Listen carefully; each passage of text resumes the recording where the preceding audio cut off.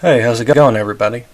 Welcome back to the channel. If you're new here, thanks for watching. I don't know why you would stumble upon this video first or even at all, but thanks for watching. Today I'm going to do something a little different. So today what I'm going to do is I'm going to pitch you an idea for a video game that I've been thinking about for a little while.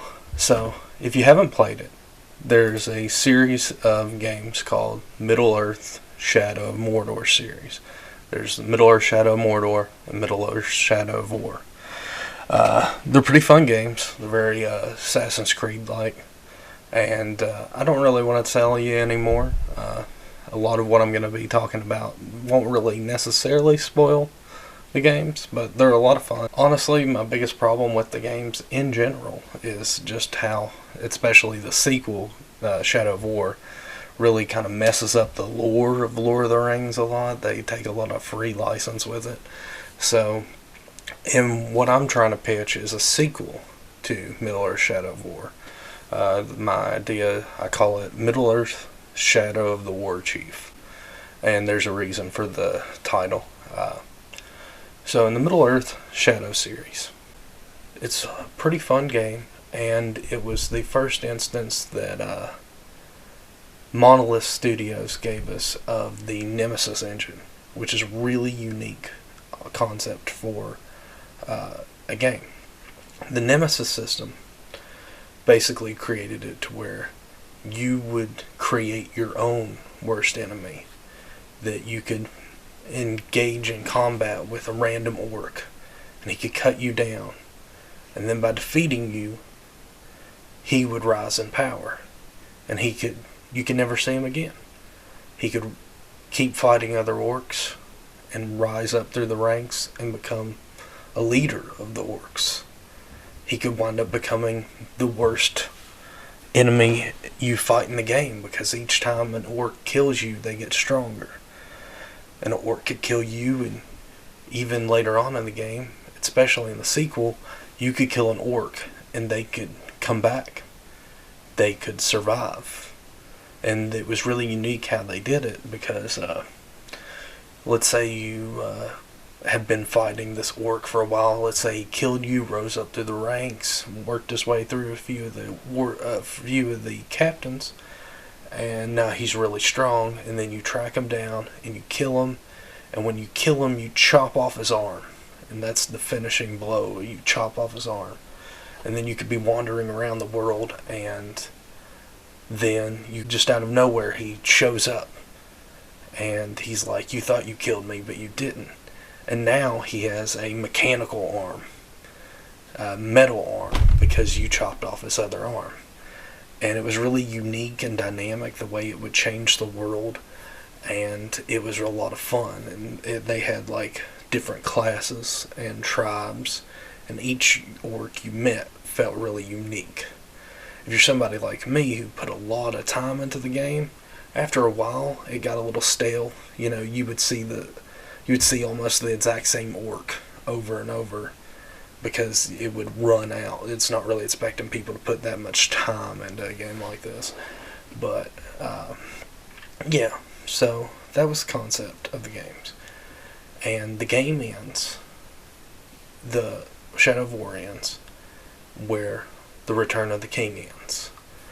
When the One Ring is dropped into the volcano, Mount Doom, and is destroyed, and when the One Ring is destroyed, the Tower of Barad-dûr falls, and the army of Mordor is defeated. Now, in the movies, it's slightly implied that just all the orcs kind of fall dead at that point, but in Tolkien's actual works, it's a lot more unclear. I feel like the movies kind of gave it that satisfying conclusion for a reason. But that way there wasn't a bunch of people like, well, what about that giant army of orcs? The whole place was full of orcs. They could still probably wipe out the Gondorians. But I think it was... See, when you actually go into the lore, it makes a little bit more sense. Because the orcs were once elves. who were warped and twisted by Morgoth, the first Dark Lord. And so the orcs were actually created to be servants of darkness. They don't have any real mind of their own. They've always served a Dark Lord. If you've actually seen the Netflix movie Bright, you'll understand what I'm saying when it's like, what would happen to the orcs if there wasn't a Dark Lord to serve? Maybe the orcs aren't that bad. They were just elves once. And that is the premise of the game I'm pitching you. My game would start at the fall of Barad-dûr. My game would start after the events of Middle-earth Shadow of War. In Middle-earth Shadow of War, Celebrimbor takes his new ring, the uncorrupted Ring of Power, and uses it to go fight Sauron. He is defeated by Sauron at Barad-dûr, him and Elthariel. I believe Elthariel loses her finger in the ring, and Sauron takes the ring and Celebrimbor into himself in Barad-dûr. But the One Ring may be destroyed, but Celebrimbor's ring still exists.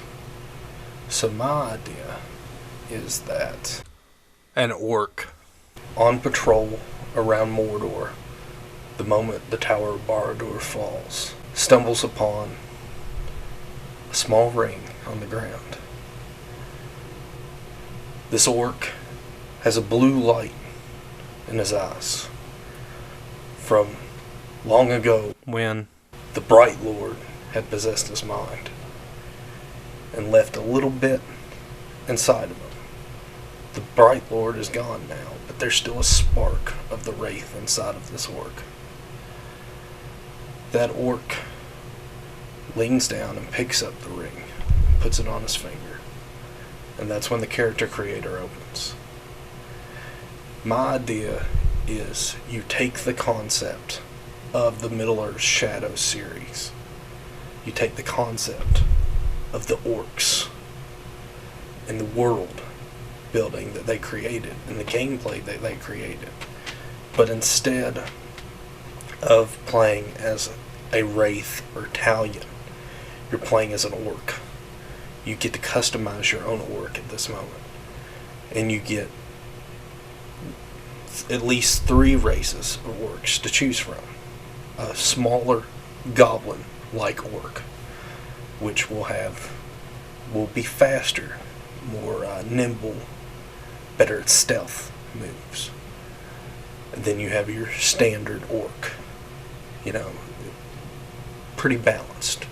They would be better at just a little bit better at everything, more generalized orc, And then, of course, you would have the Uruk-hai. And the Uruk-hai would be your destroyers. They'd be good at dealing extra damage. It'd be your damage-dealing orc, your DPS. So, and then, if this game ever took off or something, I could definitely see somebody like WB implementing, maybe bring in an Olog-hai that showed up in the previous games, making that a playable race of orc, probably for DLC content or something. So you would be able to pick what type of orc you'd want, and then you would go on and you would pick what class of orc you would be. In the previous games, the classes were assassin, marksman, destroyer, tank. There were a lot of different classes that you had to that you could recruit orcs from, and all those classes would be available to you as your own orc, which would affect your.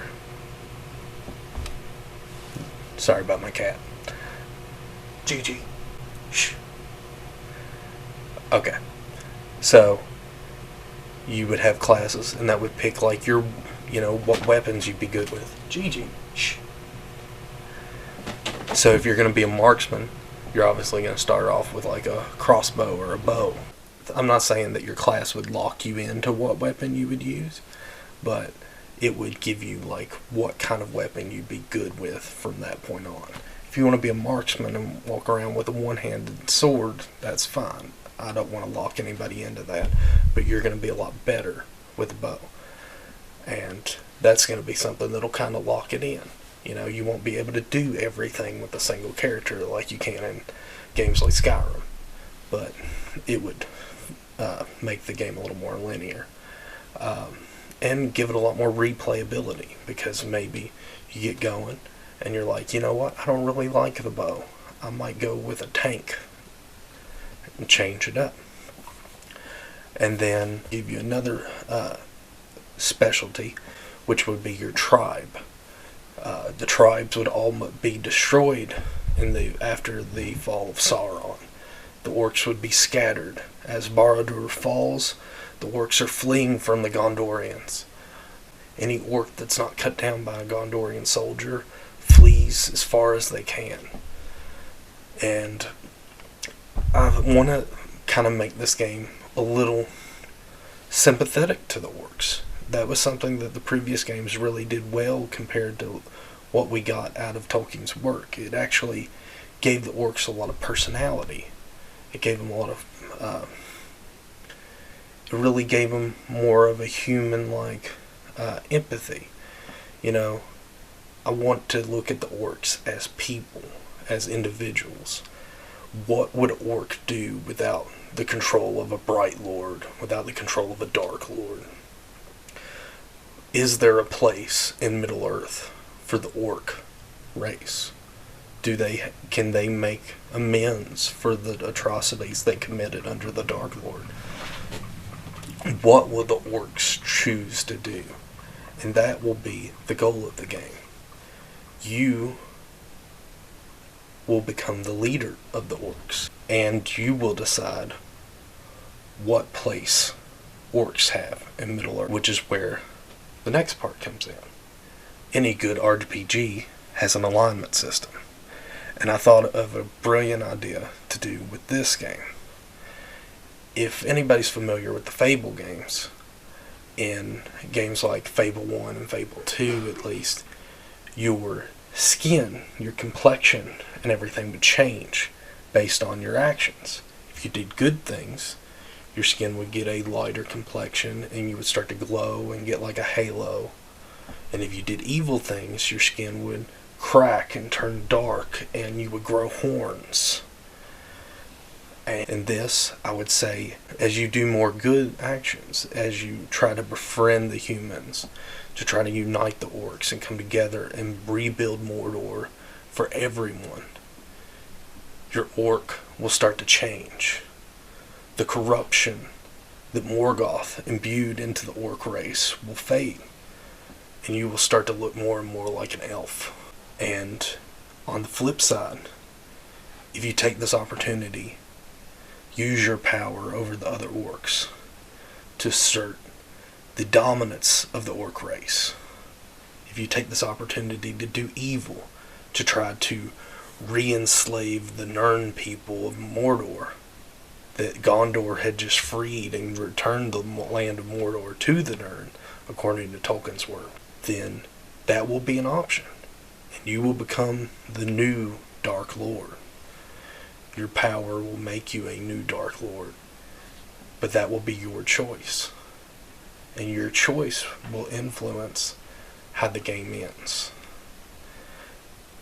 My concept is for 3 main factions in the game, aside from your own.